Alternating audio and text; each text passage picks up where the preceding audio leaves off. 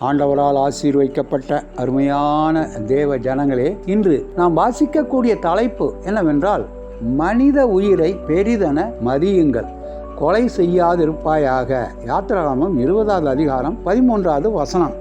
மனித உயிர் பெரிதென மதிக்கப்படாத காலங்களில் நாம் வாழ்ந்து வருகிறோம். உயிருக்கு விலை பேசி உலை வைக்கும் அராஜக அட்டகாச செயல்கள் நாள்தோறும் அரங்கேறி வரும் கொடிய சமுதாயத்தில் தேவ கிருபையினால் சாகாமல் பிழைத்து பரலோக பயணத்தில் முன் சென்று கொண்டிருக்கின்றோம். நம் கண்முன் நடந்து வரும் சில வகை கொலைகளை பற்றி பார்க்கலாமா? 1. தற்கொலை. பழைய ஏற்பாட்டில் 4, புதிய ஏற்பாட்டில் 1, மொத்தம் 5 தற்கொலைகளை வேதாகமம் நமக்கு காட்டுகின்றது. சவுல் அரசன், அவன் ஆயுததாரி அகித்தோப்பேல், சிம்ரி மற்றும் யூதாஸ் கரியோத் ஆவார்கள். இவர்களில் ஒருவன் கூட தெய்வ பக்தியுள்ளவன் அல்ல. தற்கொலை என்பது தெய்வ பக்தியாளன் செய்யும் செயலும் அல்ல. பிரசங்கி 7வது அதிகாரம் 17வது வசனம். 2.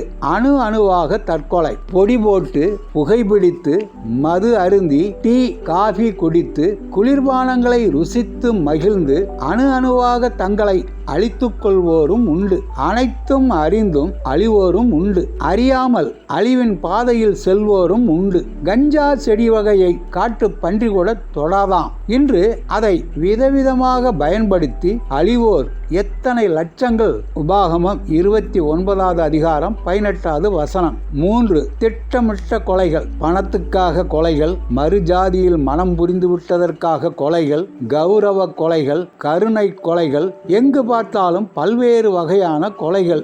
ஊடகங்கள் கொடூர செயல்களை ஊக்கப்படுத்தி வருகின்றன. கொலைகளையும் கொடுமைகளையும் கவர்ச்சிகரமாக காட்டி குற்றச் செயல்களுக்கு துணை போகும் துன்மார்க்க படங்களை, நாடகங்களை பார்க்க மாட்டோம் என்று நாம் குடும்பமாக தீர்மானம் செய்ய வேண்டும். தீங்கான காரியத்தை என் கண்முன் வைக்க மாட்டேன் என்று தாவீதைப் போல் சங்கீதம் 101வது அதிகாரம் 3வது வசனம் உறுதி எடுப்போம். 4. பகையுணர்வு படுகொலைகள். சகோதரர்களை, சபையார்களை, குடும்பத்தாரை நேசிக்க முடியாமல் பகைத்து வெறுத்து படுமோசமான இழி செயல்களில் ஈடுபடுவதும், அடுத்தவரை அவமதித்து அவரது அழிவுக்கு ஏதுவானவைகளை செய்ய நினைப்பதும் கூட படுகொலையே ஆகும். 1 யோவான் 3வது அதிகாரம் 15வது வசனம். தேவன் அன்பாகவே இருக்கிறார். வார்த்தையிலும் செயலிலும் எண்ணத்திலும் நாம் அவரை பிரதிபலிப்போமே.